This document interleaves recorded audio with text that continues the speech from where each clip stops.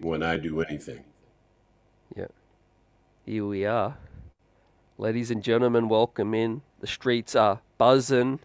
Special preview Game 7, right? Once in a generation, we have the legend in the building, Bill Daughtry, to talk to us about this, lean on his experience, his wisdom as we get through this, man. Knicks Nation, we're going to win tomorrow night, or tomorrow day, 3:30 tip. But we got some breaking news first to talk about. Bill, firstly, man, great to see you. And Always a how pleasure. have you been? Always a pleasure, CT. Thank goodness I'm fine. I'm fine. Another day's journey, and I'm glad about it.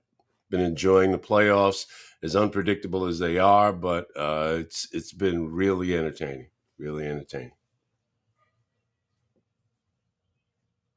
Well, and the viewers, they love having you on, and people are waiting to see you come back on. And what better time than to talk about this preview, right? It's all on the line for all the marbles. The Knicks can get through to the Eastern Conference Finals with one win at the Mecca.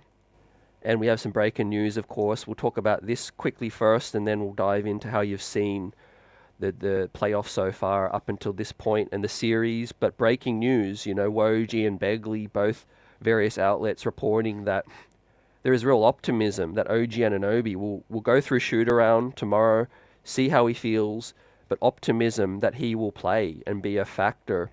Not so much optimism with Josh Hart, but their both status has been put as questionable. OG Anunoby, of course, is now upgraded from on the injury report to now questionable as well.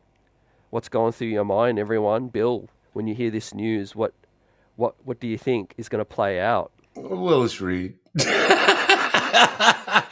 I think OG will go through shoot around when nobody's in the building, see how he feels, go back in the locker room, sit down, and see how it feels, see if he can get warmed back up again. I've got mixed feelings about him being in there because even if he passes muster, how long is that going to last? We're talking some of the biggest muscles in your body are in the hamstring, and it's always weeks, not days. It hasn't been 2 weeks yet. And you know that as soon as number 8 makes his appearance on the court, Pascal Siakam is going to go right after him. And how did Josh Hart get hurt? Defending Pascal Siakam. Second quarter, battling for a rebound. 6'9", finally caught up to 6'4". The smaller guy has to walk away with pain that strained abdominals are like, first of all, it's a core injury. And you can't do this without it hurting. So never mind reaching for rebounds, banging bodies, trying to get a shot off. I mean, after the injury, Josh Hart was reluctant to shoot and really didn't shoot again until the fourth quarter. And he came out of the game with 9 minutes left. So that tells you about Josh Hart. And of the two, OG is probably most likely to play. But again, anybody coming off a hamstring, man, and then when he gets in, what's he going to play? 35 minutes, which would be conservative for Tom Thibodeau. 40 minutes, which is more like the norm. 45 minutes coming off of a strained hamstring. I don't feel real good about it, but what I do feel good about going into Game 7 is that Indiana is 1-5 on the road. They're a great home team. Great. They are a perfect home team, 6-0. Something happens when they walk onto the court at their joint. It's very simple. Okay, when they play Gainbridge, they're a different team. Now, when they're on the road, we saw the meltdown in Game 5. We felt it. The building got on them. Our good friend Alan Hahn, who was in the arena for Game 5 and not across the street watching on TV, because the MSG studios are literally across the street from the Garden now. As opposed to when we worked there, we felt the building shake the night Larry Johnson hit the 4-point play. We were a couple of floors below the court, and we felt the building shake. But Alan Hahn was in the building, and he noted in both public and personal conversations that the building was like he had never seen it before in a positive way. The fans were standing for most of the second half of that game. And then when Indiana started to unravel, and I like to use the term the building has fallen on them, it's kind of tough to function when you're trying to throw those pieces of concrete and steel off of you. And they couldn't respond. They couldn't respond. And then when they did get a couple of threes from Miles Turner to cut into a 15-point lead, I think he made it 12. They were part of a run. They were starting to get back in the game. Burks hit what I think is the biggest three of the game. He got the lead back to 15, and away we go. So Indiana doesn't play well on the road, but I don't know if the Knicks have the wherewithal to push it across the finish line. I'm not even thinking about Boston at this point. You have to win this game, otherwise your season is over. In Game 7, you can throw out everything else that happened. Everything. Game 7 is like next on the asphalt playground, baby. Who's got next? And that's when people start getting skin knees, torn elbows, and all kinds of craziness because they want to keep on playing.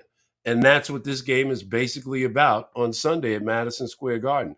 Who will earn the right to keep on playing? And the Knicks are like, boy, they're beat up, man. They're really beat up. And when people start recalculating or reaccounting or rewriting the injury history with this team this season, they always want to start with Julius Randle. Well, the Knicks played pretty damn well without Julius. Julius got hurt, was it late December, first week, second week of January? And the Knicks just kept on going. They changed their style. They were no longer a bully ball team. They were a three-point shooting team. But the toughness, the defense, the rebounding, that's what's carried them through. Now they're all out of toughness. Maybe not. Maybe there's some tough left in them that none of us can see. But the rebounding, when they lose, they don't rebound. A constant throughout this series, Indiana gets into the paint at will, win or lose. The Knicks cannot keep Indiana out of the painted area. And that's decisive. That's huge in these games. Do they have the wherewithal to get up big so that reduces that factor that they are so inefficient at, I should say? Again, one game, pros on each side. You can't call what's going to happen. It's going to be interesting. Hopefully it'll be close. It'll be a battle. Or better yet, from a Knicks standpoint, hopefully they run off to a 15, 20-point lead. Well, yeah, man, you said so much on point, but I actually like something that Tyrese Halliburton said, and and you echoed as well. With Game 7, it's all about this. It's who plays harder. Some Game 7s are funky. Poor shooting days. Both teams might be tight. Yeah, don't get me wrong. Whoever comes out maybe shooting lights out will take the game. But it's always about this. Who can rise to the occasion and who can execute under the maximum pressure. And that's where I favour the Knicks. We go back to MSG. The volume, the decibel level, it's going to be like no other. And the Pacers haven't shown that they can deal with that. And obviously, Indianapolis, it's their own fortress that the Knicks have struggled in. And, we talked off air just before coming on. I think it's more the Knicks don't have the legs that they had to win in Indiana. I think Game 3, Bill, they emptied the clip. Yep. In Indiana, and they should have won that one. Up 8 or 9, they sped things up. Hart unfortunately got the goaltend. It was, I thought he should have pulled the ball back out. DiVincenzo got blocked from behind as well, but that is history. But the Knicks can write new history on Sunday. Andrew Nembhard. He had 5 points in the game. 5! and three of them That's at the end. Bam. that's his lucky shot. Even the sun shines on. As they say, even a broken clock is right twice per day. And wow, it was, and I mean, Nembhard has been for the most part owned by Jalen Brunson. Owned. He was Brunson is as comfortable against him as Embiid was against Hartenstein in the Philly series. I joked that Embiid, he came into Madison Square Garden, put on his slippers, put his feet up. He was looking for the remote. That's how comfortable he was against the Knicks, and particularly when Isaiah Hartenstein was defending. Same thing with Nembhard and Jalen Brunson.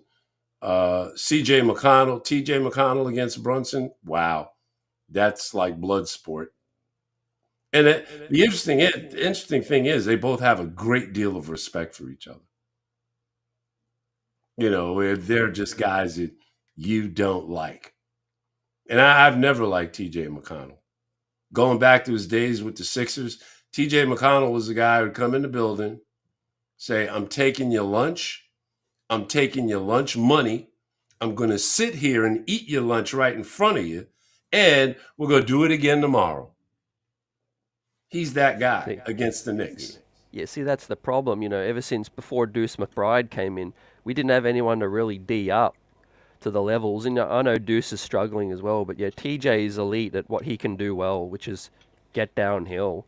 And that's where the Knicks went wrong in Indianapolis, slowing TJ down. I thought we did better, obviously, in Game 5. It's the blueprint, Bill. I don't think tomorrow the Knicks need to reinvent what to do, win the boards, win the hustle. Miles Turner increased his effort levels, but he doesn't do that. He's not known, as DiVincenzo said, of being that tough guy, right? And I expect it to be really chippy, and that's when the crowd, goes to that next level and is like that sixth man. But It's going to be interesting to see how Rick Carlisle goes about this. I don't expect for 1 second that Tyrese Halliburton is going to have a passive game. He was 6 for 12 last night with 9 assists. He's going to have to do more than that to get a win in Game 7. And a guy that is really interesting when they put him in, he's a tough guy, Isaiah Jackson. He's in there banging bodies, changing shots, staring people down. He's the tough guy, but when it matter most, does the piano man go away from Turner and try and get some extra toughness out of Isaiah Jackson? He only played 11 minutes last night, but whenever he's in, he impacts the game. yeah, 100%. Pacers bench deserves credit because they are deeper than Philly. Philly, Oubre, Buddy Hield, Tobias Harris, the depth didn't hurt the Knicks as much as Indiana. You got Obi playing pretty well. You've got TJ. Isaiah Jackson's been consistent throughout this series as well. And where would we be without Alec Burks? I think the Knicks need a good game from him, obviously, to bring some scoring. Because Brunson, look, I hope he can sit a little bit, but it's Game 7, right? MSG.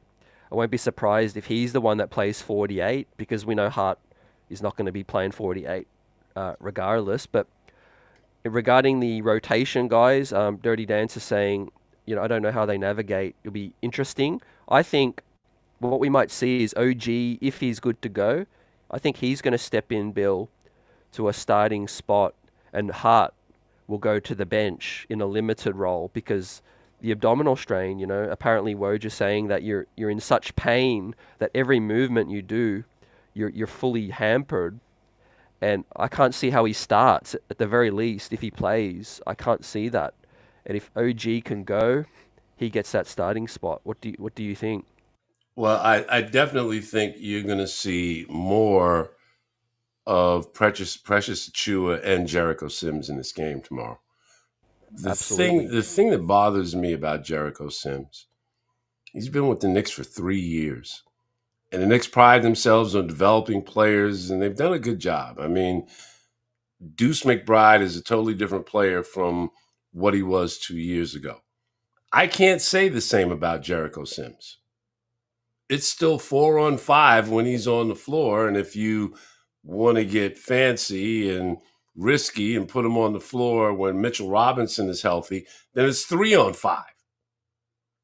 He is the most unoffensive player that I've seen at that position in a very, very, very, very, very long time. He's an outstanding rebounder. And I think that, he could cover the void of Josh Hart from a rebounding standpoint. But the things that Josh Hart does after he gets the rebound, well, now that's not going to happen. There's not going to be any push in transition. If there is, it'll be Deuce McBride. If it is, it'll be Dante DiVincenzo.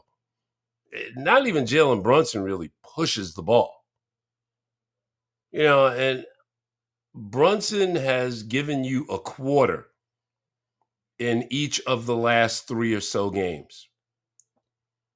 And he had the foot problem, and we were kicking it around, and it's like, you know what? It's like it takes him 5 or 6 minutes in a quarter to like really get into it before you start to see the production. And last night wasn't a good night till the third quarter. But by then it was too late. And the other side of it, you got to give Indiana credit. They are keeping the heat on them. They are throwing bodies at them. They're bouncing them around. They're banging them around. In addition to Jalen being true to himself and trying to take every charge that he can imagine in the building on any given night. And again, all this stuff is cumulative. You can say what you want about you can't be you play guys 40 minutes, it doesn't matter. Hey, yeah, it does. I mean, stars get those numbers. Stars get those minutes. The point was made earlier in the week. Charles Barkley was talking about it. Talking about how there's going to be a price to pay. The minutes police are going to show up. But then somebody pulled out Charles's ledger in the postseason when he was with Phoenix, and there's 44, 46, 54 in overtime, 45. In other words, there were a string of 40-minute performances, 40-plus performances, but it was just Charles. Here on the Knicks, you got 3-4 guys who are doing that every night. It's a bit much. I get it. It's the way they play. It's the blessing and the curse of Tom Thibodeau. Inflexible in the way he goes about this stuff. I got 12 players. Why am I talking about a 7-man rotation? But it's worked. It worked all season long. It got him 50 wins. It got him to the, but now it's a little different. And he didn't adjust early. I thought the adjustment should have been in game 3.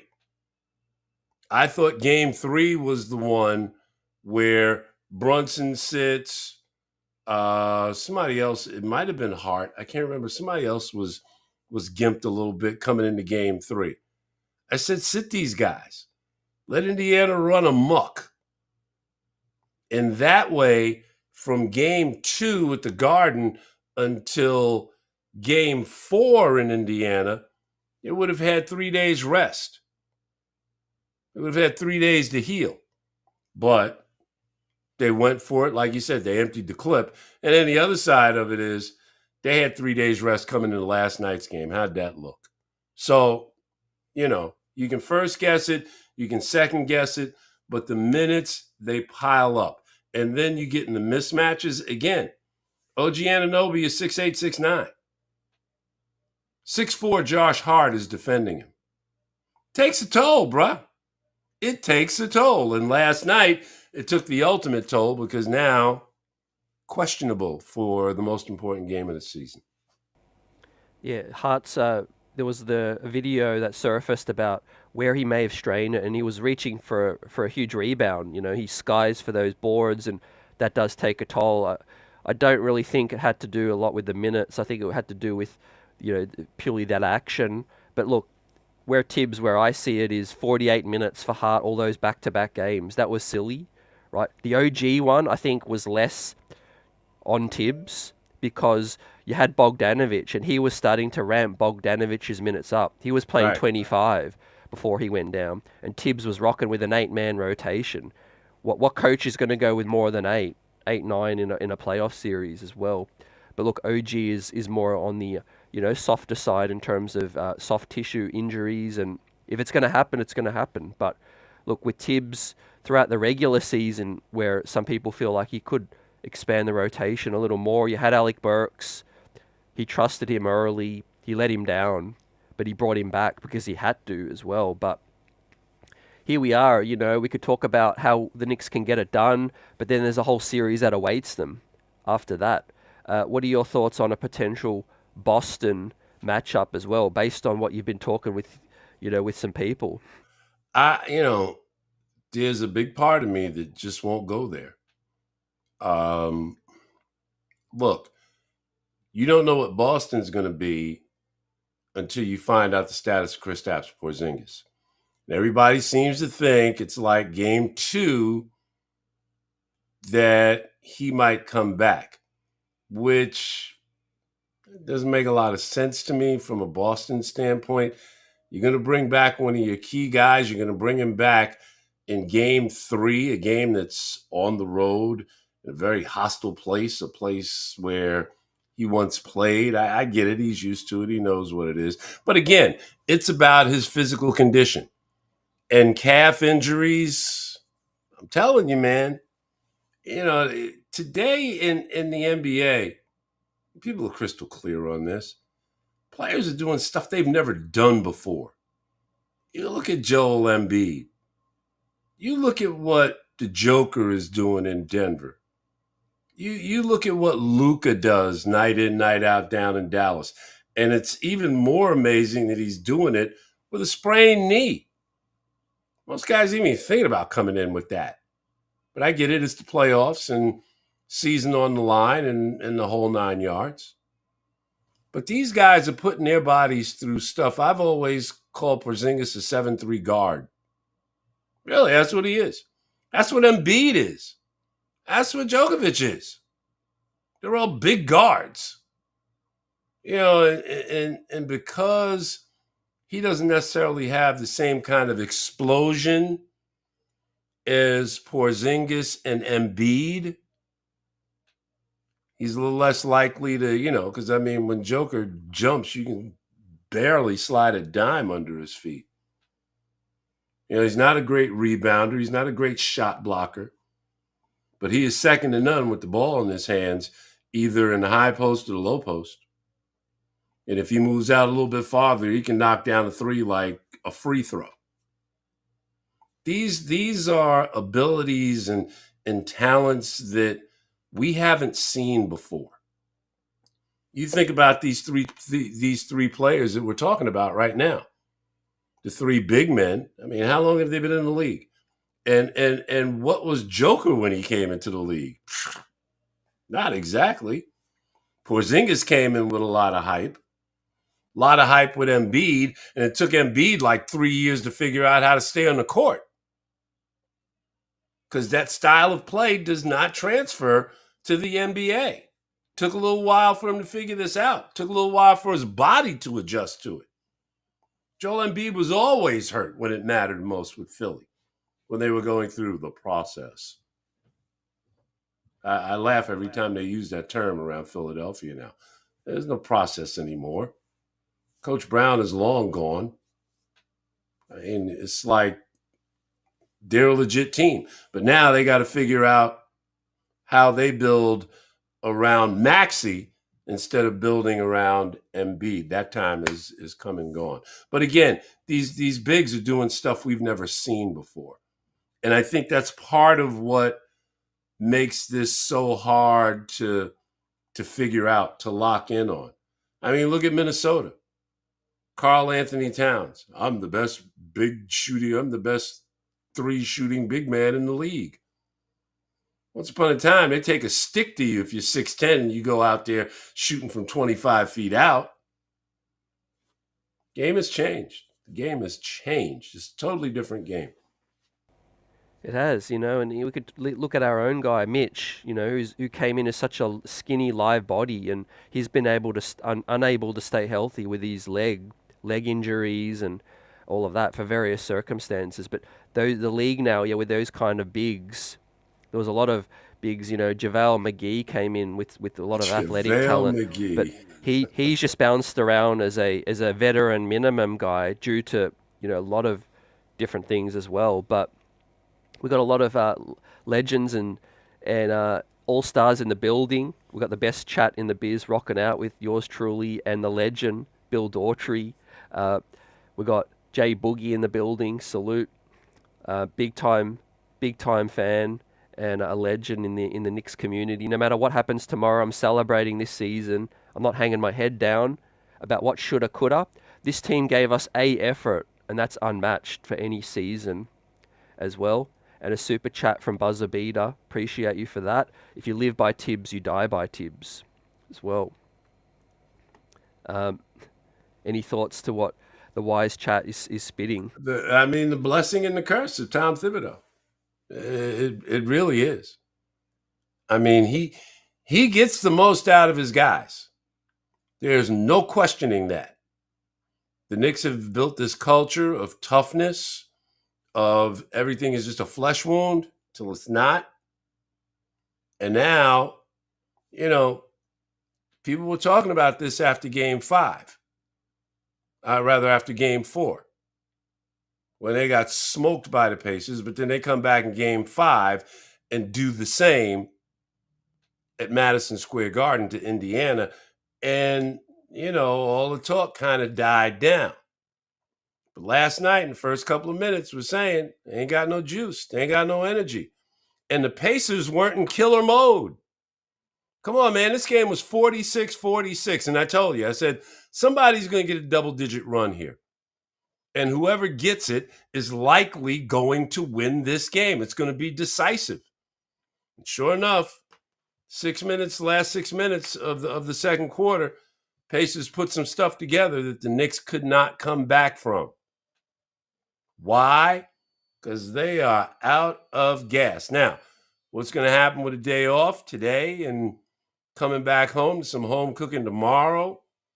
And the building destroyers will be there. The wrecking crew will be there. The demolition crew will be there. Talking about the fans.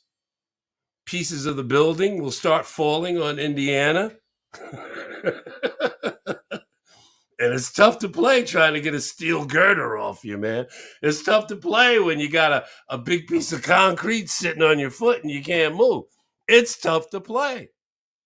Well, it's the noise level. Coach Carlisle has to wear earplugs. I don't know if you saw that. The coaching of both Rick Carlisle and Nick Nurse, both have won NBA championships, by the way. Both are totally acceptable coaches to run any team in the NBA. I can think of a few teams that might like to have either one of those guys. I always call Rick Carlisle Piano Man. Because he came back to the Garden once. And I can't remember the situation, but I remember Rick, sitting down and reminiscing about his time with the Knicks. And he just starts playing the piano. And he plays it well. He's an accomplished pianist. So from that day forward, I call him Piano Man. But again, the bottom line is he and Nick Nurse both have NBA titles on their resume. But their coaching against the Knicks, man, has been questionable. It's kept the Knicks in games. I made the point earlier about their tough guy is Isaiah Jackson. He's their tough guy big. He only played 11 minutes last night. TJ McConnell is extremely effective against Jalen Brunson. And I get it. Tyrese Halliburton's your all-star guard.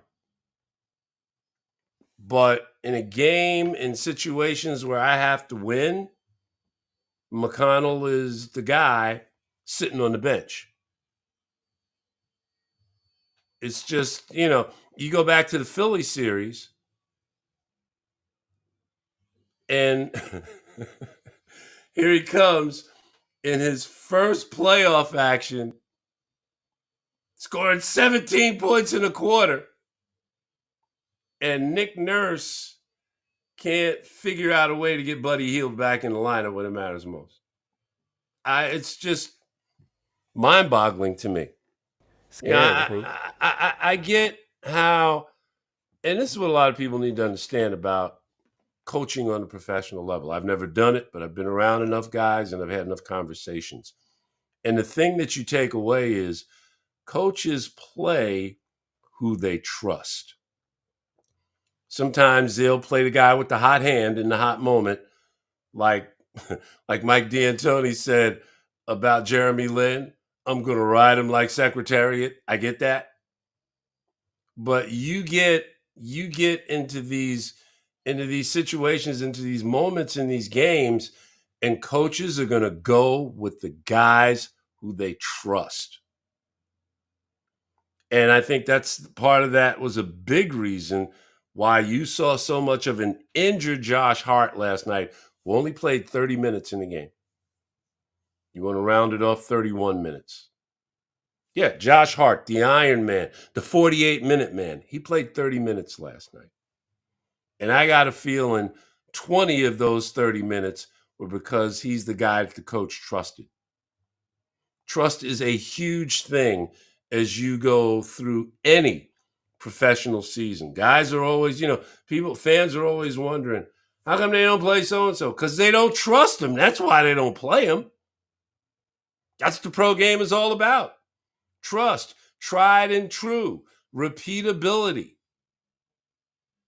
It's like you're spot on, trust factor as well, but it's your body of work, right? If you've got to make a call on something and you got a player with their body of work throughout the regular season and a player that you know is talented. I mean, every player in the league can do some things, but if it's more of a gamble running with that guy, you're going to go with the guy with the body of work. But here's where it all comes down to it for me, man, and we bring this back to OG. Mid-season, man, I take everyone back to prior to the in-season tournament, I think, or right after the in-season tournament. The Knicks got smoked by Milwaukee, Boston, Shea Gilgeous-Alexander, and in Indiana, Tyrese Halliburton went off. And what did Leon Rose do? He went out and got a wing that he knew he needed, right? Everyone want to talk about all the X's and O's of this series, and it's not wrong. TJ McConnell's had his way. Brunson's gone off at certain times. Turner's hurt us at certain times. Halliburton's been up and down. But at the end of the day, OG was acquired to help us get to 26-5, to neutralize what we were not able to do. And sometimes you just need that one player to put you over the hump. This series is so even. And Clyde's talked about it. The Knicks, when they got Earl the Pearl, that was a player that took them to the next level, right? And with OG Anunoby, you're not comparing him to the great, of course, but sometimes two teams are just so evenly matched. And again, I go back to the mid-season when Indiana were better than us back then in Indiana. So I'm not overreacting to these games in Indiana. We just simply can't beat them over there without OG, and they can't beat us at MSG. And that's just what this series is coming down to. People want to read in so much to what we can and can't do. Well, here's a number that wasn't exactly inflated last night. It's a number that's been there for the entirety of this series. It's a number that you paid attention to in the Philadelphia series, but it's very simple. Last night, the Pacers outscored the Knicks points in the paint 62-38. Pacers had 116 points last night. Over half of those points came in the paint. That's what has to change. Now, can OG Anunoby affect that statistic? Can OG Anunoby, instead of the Pacers going 31 for 47 in the paint, Can they get that down to 20? 20 shots, 20 makes in the paint? Precious's minutes go up. I think it can be done, He gave us 4 points in the first 5 minutes. He had a good first quarter. Precious finished last night with 12 boards and 8 rebounds. That was in almost 26 minutes of play. I'll take that every night. I'll take that every night, and I'll take what comes from the increase when you go to 35 minutes. Remember, when Randall first got hurt, Precious Achiuwa stepped in and did a marvelous job. I get it. It was regular season. You're not in a playoff series. You're not going against the best night in, night out. There's some soft spots in the schedule. I can't go back and figure out, exactly what games we were talking about. But he's a professional player. And with increased minutes, Tom Thibodeau and the Knicks got increased production. And that seems to be a formula that I don't want to say he's abandoned it, but it's like on a needed basis. We've talked about Alec Burks, and last night he was not good. 2 for 8 in 25 minutes. Finished the game with 11 points, -6 overall. Made his free throws, thank goodness. 6 out of 7 at the free throw line. But again, what's the narrative? The guy was in mothballs for a month. He was forgotten about. He didn't play for 6-8 weeks. I don't know why we have to go to this extreme, but that's what this coach does. Either you're in or you're out. And the only way you get back in is if somebody gets hurt. I get it. Do I like it? No. Has it worked? Yes. He has a method to that. He trials you through the regular season, and he makes his rotation decisions. And Burks was stinking up the joint. But another super chat, a great question for Buzzer Beater, asking us, if Hart and OG can't go, what does Tibbs do, in your opinion? So if Hart and OG can't go, you've got Dante, you've got Isaiah Hartenstein, you got Miles McBride, you got Jalen Brunson, you got Precious, you have Burks, you have Sims. It's your 7-man right there. It's your 7-man. And again, Precious. One of, I think I mentioned him, one of my, I don't want to say criticisms, but concerns is, for the most part, the Knicks are 4 guards and a big. Every once in a while, you would get Precious in with Hartenstein, or in the Philly series, you got Anunoby on the floor with Hartenstein, Mitchell Robinson, whoever was healthy, whoever was in the game. But beyond that configuration, they're 4 guards and a big. I mean, say what you want about Josh Hart, but he's a guard. He's a guard with rebounding ability, and instead of playing the guard position, he's playing the 3 and the 4, mainly the 4.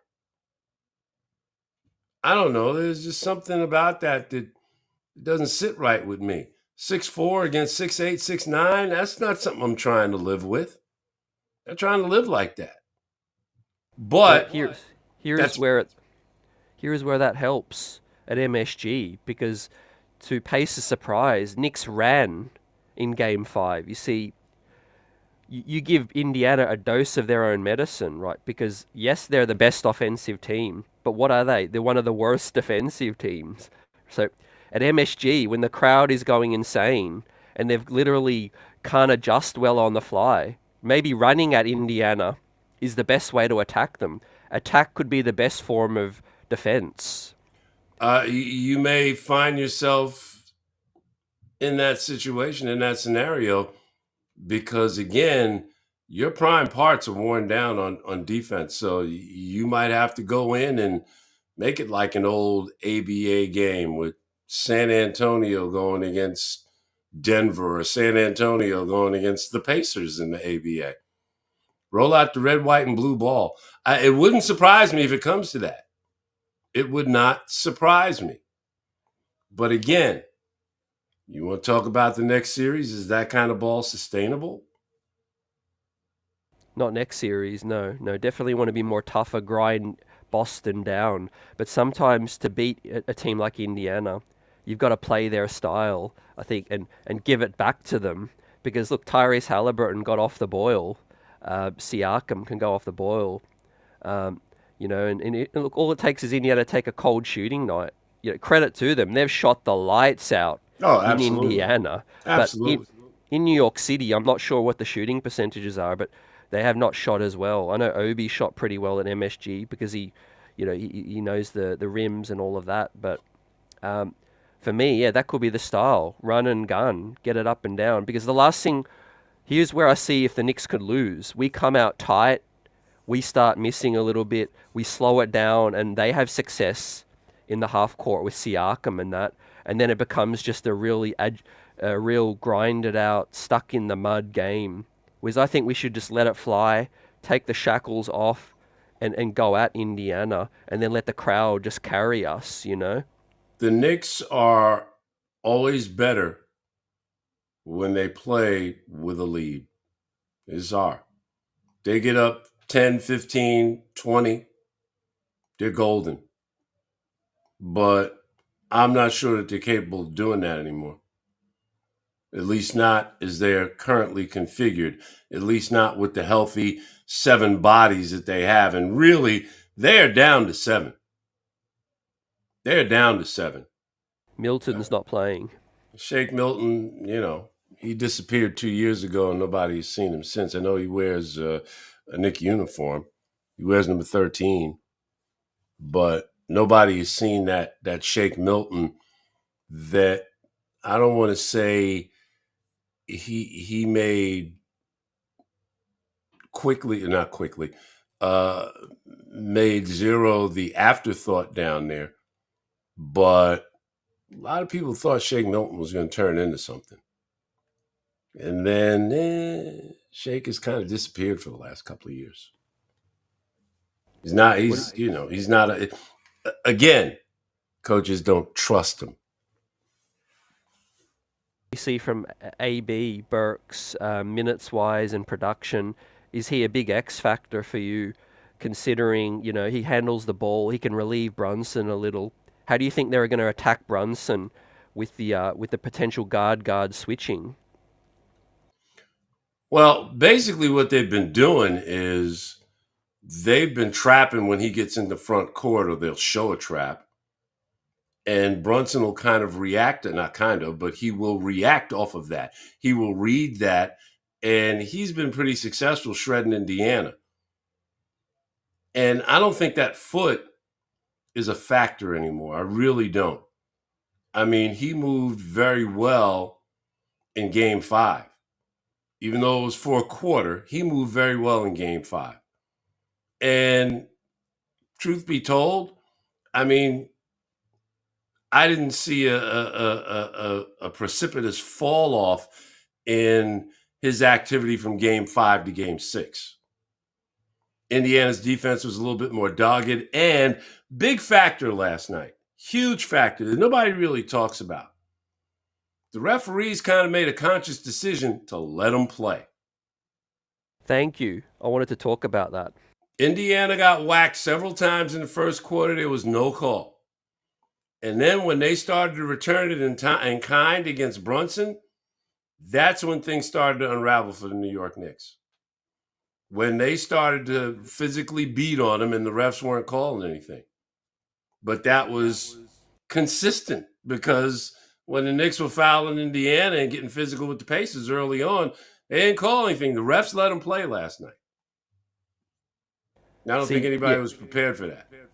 Everyone would talk about or not have answers as to why Brunson struggles. He looks like a king, 44 points at MSG, struggled in Game 6. Well, you just spelled it out, right? Everyone want to talk about, the road and the environment. It's how it's officiated, like you said. And I hope that Game 7 doesn't get officiated very differently to what we've seen because, look, the home team gets a fair whistle. That's why they call it home court advantage. Yeah, in Indiana last night, man, they were draped all over Brunson, and some of those don't get called, but some of them should have got called. You know what I mean? And you can't, if you're 6'1", 6'2", you can't just break out of a trap with four guys all over you, three guys, touching you, grabbing you, and all of that. So at MSG, that's not going to happen, right? The crowd is into it. It's the intimidation factor for these officials, right? They're not going to call those fouls on Pacers in the building because they're going to let it go. It's a cop out for them. Well, But I at mean, MSG, you're not going to get a flavor for it until you find out who the officials are. well, Game 7, I think they're just going to call it a little tighter because it was chippy at MSG. So if they want to touch Brunson, by all means, they're going to start to get into foul trouble, and I think that could be a serious factor. But we're at the point now we're going to give some predictions. Or me personally, I think we will see one of OG and Hart, right? Possibly both of them. If we do see both of them, I think OG comes into the starting lineup. I think Josh Hart maybe goes back to the bench. You keep Deuce, you keep Devo, you keep your live bodies. You see, I think OG Anunoby is going to be more active than people think.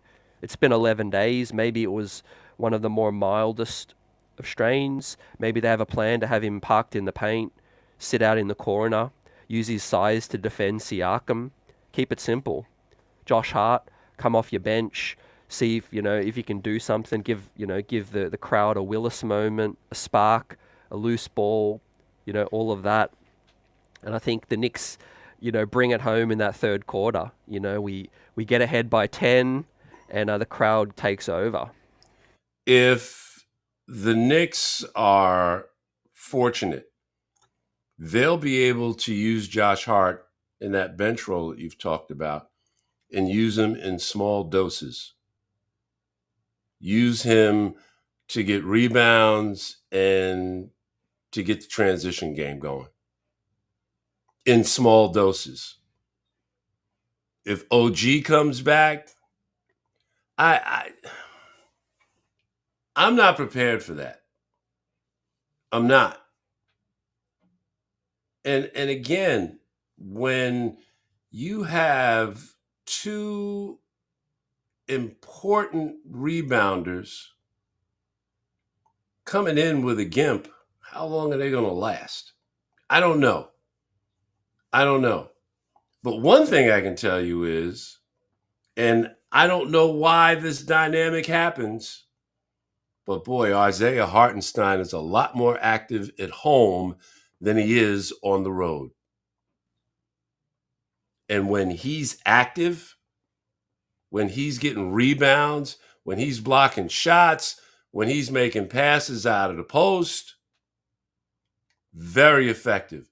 When he and Brunson get in the pick and roll game, and he's just throwing that floater up in the middle of the lane, very effective. You don't see enough of that on the road from Isaiah Hartenstein. But I get the feeling you're going to see it tomorrow night at Madison Square Garden because that's been the MO. There have been games I'm saying, they're Indiana. It's like, Isaiah, when are you going to get involved? When are you going to start doing Isaiah stuff? When are we going to see that? So the sum of the parts is important. But there are pieces. I mean, obviously Brunson. The Knicks are not doing any of this without him. But then you get guys like Hartenstein, Hart. They're very important to this team. Dante DiVincenzo, you go back to our earliest conversations this year. Before OG, before Randall gets hurt. I said, really? This is what the Knicks are hanging their hat on. They went out and got Dante DiVincenzo. That's the improvement to this team. That's the major move that this team made. But Dante's been an important player. He shoots without a conscience. I'm sorry. No conscience out there. Ball He's J.R. shot. Smith with defense. Yeah. And in this series, more so in the Philadelphia series, he's had some nice moves in the paint. He's got his float game a little bit more. It's a little bit better. He's overall a lot better mid-range. Not doing a lot of that, thank goodness, because he's a three-ball shooter. He's a three-point shooter, period. But when the opportunities present themselves, he will go to the rim. And that's good for him. And again, Dante is another guy. He's good on the road. He had 17 points last night. Played to a minus 17, though. He will commit a bonehead foul here and there. But at home, he's a much better player. He's a much more consistent, much more confident player. Even if he's missing early. And you go back to the Philadelphia game, was that game 2 with all the fouls and the didn't know it at the time, but the karma game. Because it sure came back to bite him in game 4. But again, he wasn't shooting well that night, but made the biggest basket of the game when it mattered most. He does that at home, not so much on the road. So that the Knicks are at home tomorrow. They're a different team. Indiana's not the same team on the road. Let's see how the referees play into this. Let's see if you have a double Willis moment. Because, with the situations with both Hart and Anunoby. Look, yeah, I know, like you said with Brunson, a lot is going to hinge on him, of course, but I'm least worried about Brunson. But my two big X factors tomorrow for the Knicks is Isaiah, like you said, 12 offensive rebounds the last time we buried them in Game 5. And my second X factor for tomorrow is Deuce McBride, right? Had another amazing game in Game 5. He was the adjustment, right? He was the adjustment. He clamped down Tyrese Halliburton, and he hit shots as well. He hit shots last night as well, but he gets that energy at MSG as well. See, role players play even better, I think, at MSG. His defense is going to be critical. And I get your thoughts on that, and we've got a few questions come through. How do we stop Siakam, McConnell, and Halliburton, and what are some of your key stats? Right, Well, to look again, for? the key stats are points in the paint and rebounding, particularly rebounding. There was a stat last night. Somebody said the team that wins the rebounding battle has won like 60% of these playoff games. And you think about Pat Riley, no rebounds, no rings. Well, last night, who won the rebound battle? Let me see. Knicks had 35. Pacers had 47. Who won the game? Rebounds are possessions, man. Offensive rebounds are the gateway to second chance points. That's why I got iHeart. Last night, the Knicks actually, on the offensive glass, Indiana out-rebounded them by a mere 1. So the rebounding is key, and the points in the paint is the other key stat. Even to me, more so than bench scoring. Indiana's bench has been supreme. They have. But the Knicks starters have matched that. So, again, rebounding, points in the paint, more so than bench points. Because Knicks are going to shorten their bench. It's short anyway. So you're going to get the bulk of your points from your starters. And if somebody, especially now that Deuce McBride's in the starting lineup. And so if you want an X factor, Alec Burks. He's got to give you the kind of game that he gave you in Game 5. Yeah, And for that matter, 2019, in Game 3. 2020. Yeah. Against Atlanta. Yeah. He's got to be that guy. Because he's really all you have off the bench now. He's really, who is it? Precious? Precious ain't going to be that guy off the bench. He's going to give you some solid minutes. He's going to rebound. He's going to block some shots. He's going to change some shots. He's going to give you some hustle, and he might clean up some mess around the basket, and every now and then he'll get an open three, and he will actually try and shoot it. Here's a detailed stat I'm going to give as well. The Knicks are 2-2 for Willis Reed moments.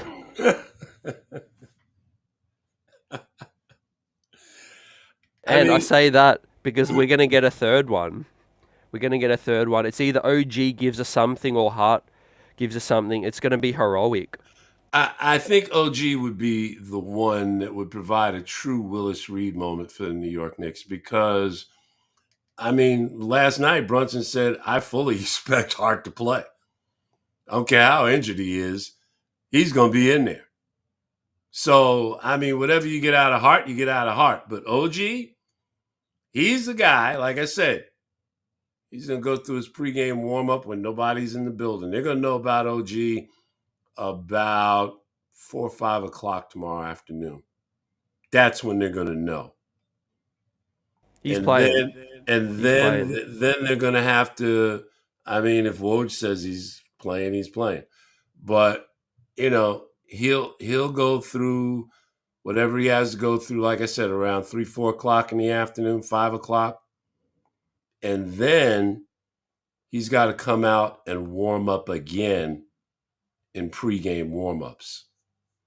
If he can pass the 4 o'clock, 5 o'clock test and then get re-engaged again when it's time to put on the uniform and the warm-ups and come out and do this thing for real, if he could pass those 2 tests, yeah, he'll be in there tomorrow night.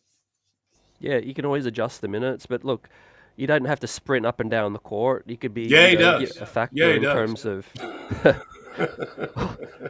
yeah, I mean, ideally, but this is Game 7. Like people have said, it's an elimination game. I mean, people are talking about there's no tomorrow. Yeah, the other side of it, I mean, first of all, pros don't save anything until their mind is made up. It's over.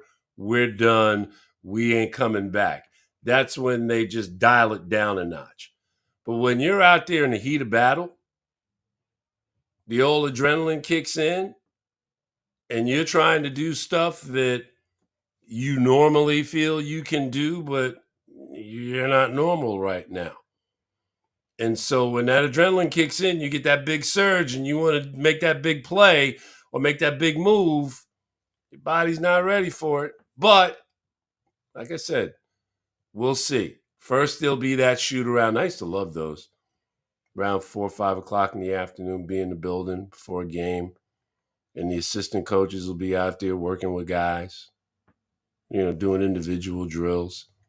I used to love Kenny Atkinson when he was a Knicks assistant because I called it the Kenny Atkinson School of Basketball. That happened around 4 in the afternoon when he'd be out there with Jeremy Lin and the Landry Fields, the general manager in Atlanta. That's like, wow. He got lucky. Yeah, Landry just has a beard now. Otherwise, a beard and some bags under his eyes. But otherwise, he looks like the same guy who, you know, was there when Lynn was sleeping on his couch 20 years ago.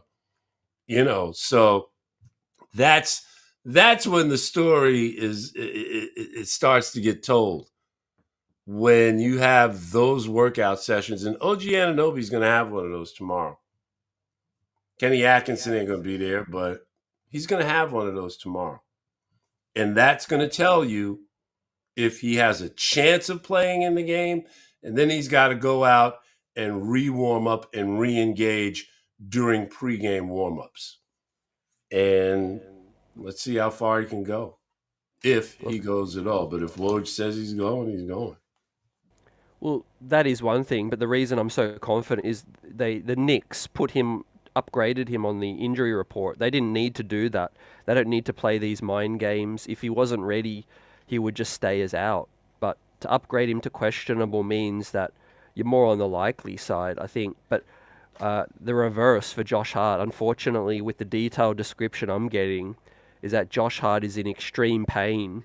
When you pull a tear an abdominal muscle, you got to fight through the pain barrier. But every movement, every cough, everything you do, it creates more pain.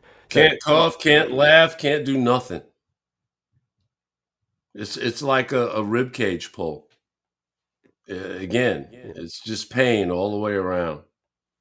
yeah, we saw him on the bench. Like, how often do you see a player like, keeled over and holding his stomach the whole night? So, look, I'm less optimistic about Hart. He'll probably be on the bench. They won't rule him out because he could give you a moment or something. 15 minutes, even if it is pain. But I think OG Anunoby might be more of a factor. If neither of those two are a factor, Precious Achua, Alec Burks, those are going to be the two that got to give you the next best production. David M, by the way, makes a great point. I'm glad he pointed that out because I'm operating in the world with 7-8:30 start. But David says we got the early game. That game tips at 3:30 tomorrow. So 12 noon, that's when you're going to find out. And here's the thing. Last time the Knicks had one of those early starts, game 5 didn't work. Game 4 didn't work well. Didn't work well at all. That was the blowout game, and that was the early start. There was no urgency, and look, this one is like you said. There's no tomorrow. I think the players will leave it all out there. I can't guarantee a win. I'm very confident the Knicks will win, but one thing I can guarantee is that this Knicks team will leave it all out there. Whatever they have left, they will empty the clip, right? Hobbled, one rib cage, one ankle, whatever it is, they will give it, and it will be a better officiated game as well, and the crowd will bring it as well. Just like Bill Daughtry brought it tonight, the chat brought it as well. The streets are buzzing. Any final thoughts before we wrap up? Well, as always, it's always an honor, man, to be asked to do this, and I appreciate you for that, CT. Because like I said, I'm like emeritus now. I show up when I show up. I do keep track. I do pay attention. I have some very interesting chats with people, and it's like I know enough. I know enough. I see enough. I know what I see, and I still have a pretty good feel for what's going on. And again, I mean, there's just a couple of variables here that they're they're not strange because I mean injuries are part of any of these games. But after what we saw with Josh Hart last night, shorter turnaround, and we know what OG Anunoby's situation is. I really would hate to go into this game relying on the fans to get me through it. I mean, the Garden's going to be the Garden. People are going to go nuts. People are going to be bonkers and all of that. But since 1973, there have been a lot of games played in that building where the crowd was berserk. But as I go back over the ledger of all of those games, I don't have any championships in there. The crowd's going to have an effect, but I don't think they're going to determine the outcome. I really don't. What's going to determine the outcome is what's on the scoreboard. And if the Knicks don't get up early, 15-20, and like really put the pressure on Indiana, really bring the building down on Indiana, it's hard to say how it's going to go with the younger, fresher team that's never been there before. It's tough to say. No, you're 100% spot on. I agree with what you went through, and I think the Knicks play has to create the crowd. It'll spark the crowd, but I think the Knicks will have more runs. The runs are going to be critical, right? Can they get a 9-0 run? Do they go a 12-0 run and break the game, break the backs of Indiana? That's going to be key. If it's back and forth and it's 4-0 run and it's another run on Indiana, then we're in for a dogfight. But the Knicks have to get on those big runs, get the crowd going, and then the crowd will lift the play even further, guys. But that is it. Game 7, here we go. This is the time for legends, and one Knicks player or many, many more Knicks players tomorrow will be a hero. But let's talk about it after. And 3:30 tip. I wish it was an 8 p.m. tip, because that would make the OG thing even more likely. NBA, what are you doing? You know, Sunday night. Wouldn't that maximize ratings? They have the champions coming up after them. And I mean, who? Tell me, please, who would have thought after games 1 and 2 in Denver that that series would go 7 games? Who? Not me. Not me. I thought it was a wrap many times. What did Rudy Tomjanovich tell you before? Never question the heart of the champion. Denver is that. Who's going to win? Who's going to win this Dallas game tonight? I think Dallas closed them out. They're pretty good defensively now, Dallas. And you know what Dallas has that OKC doesn't have? Size. Size matters in the NBA. Get in the weight room, Chet. Well, they didn't get anybody to help Chet out in that regard at the trade deadline. That's been the line on them ever since. They're a good team, but they're a little on the small side. Sounds like another team that wears orange and blue that's playing tomorrow. Well, here's the thing about the Thunder. Their time is coming, and this is a year too soon, right? God bless them. And the Indiana Pacers as well. That's how I feel about them. This is a year too soon. The Knicks have a little bit more experience, and I think our time is now. And let's get it done, right? Wise heads have to get us through tomorrow. I expect Tom Thibodeau to outcoach Carlisle and get that one done. And everyone, peace, blessings. Go New York, go. Game 7. Let's talk about it after. Peace. Always a pleasure. Thanks.